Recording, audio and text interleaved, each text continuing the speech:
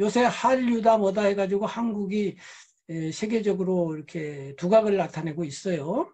물론 뭐 한국의 문제점도 많습니다만은 샘 리차드 교수 같은 분들은 한국에다 희망을 걸고 있다고까지 말을 해요.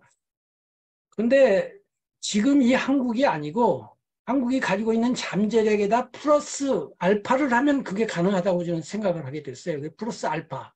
이것이 4대 성인과 관련인데요. 아까 그 산업혁명 이후에 4대 성인의 그 위상 내지는 가치가 격화되었다고 말씀드렸어요.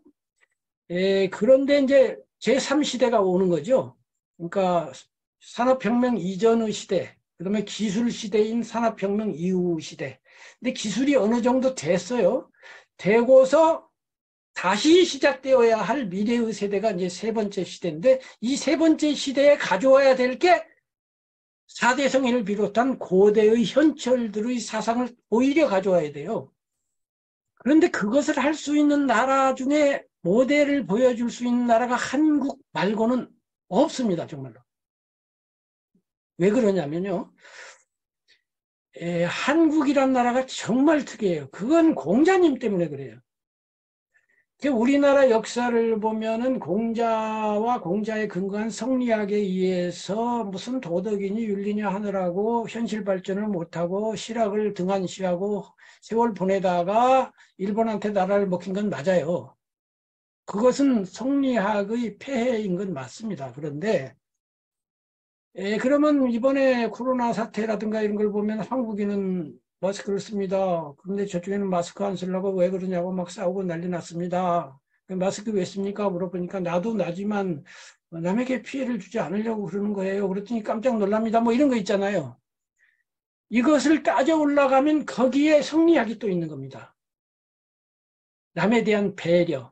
그 다음에 더 나가서 인간적인 격조와 내면의 수양이라는 것이 있는 거예요. 성리학은 일반 수양이잖아요. 그래서 지금은 과학 문명이 주는 물리적 이익을 기반 삼아서 원래 이것이 없을 때는요. 민주주의가 될 수가 없어요. 싸울 수밖에 없거든요. 근데 이제 민주주의도 우리나라 유일한 나라잖아요. 민주주의도 되고 서양 과학 그쪽도 서양 못지않게 됐고 근데 서양 사람들에게 없는 수양과 수덕의 전통이 있는 나라를 찾아보세요, 있나?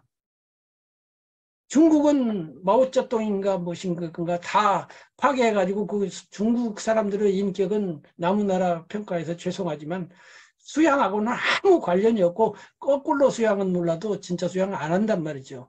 일본은 할까요? 일본 사람들은 그런 진정성이 없고요. 또 유학을 우리나라처럼 하지 않았어요. 그래서 우리나라는 뭐 정치인들 보고 야 정치만 잘하면 되지 왜 그 사람 윤리 도덕까지 따지느냐 하는 말에 절반은 의미가 있습니다. 정치 잘하면 되고 윤리 도덕 안 따져야 되기도 해요. 그러나 한국 사람으로서는 윤리 도덕이 개판인 사람을 대통령 모시고 싶지 않은 마음이 거의 모든 사람에게 있다라고 하는 것은 그것이 수양의 전통인 것인데요. 그렇다면은 지금 한국에 옛날에 성철 스님이나 그 김수환 추기경님이 계실 때는 전 국민적 뭐 스승으로 이렇게 인정받았는데요. 그런 정도의 스승, 더 나아가서 그분들은 특정 종파가 아니라 모든 사람들이 공감할 만한 퇴계율곡과 같은 대선생님, 대구루가 나와서 그 5년 단위의 정치가 아닌 그야말로 100년 대계로서의 거대한 교육과 사상적 그 기반, 수양적 기반에 대해서 4대 성인을 비롯한 모든 걸 해서 좀 삶도 고귀하고 그런 분이 나와서 야, 우리 지금 이렇게 이제 물리적으로 이 정도 됐으니 어릴 때부터 우리 좀 인간답게 제대로 한번 하는 것 좀 합시다. 이 텔레비에서 좀 그런 것 좀 했으면 KBS에서 뭐 하는지 모르겠어. EBS에서 뭐 해? 그럼 그런 구루가 없으면 작은 그 멘토라도 있을 거 아닙니까?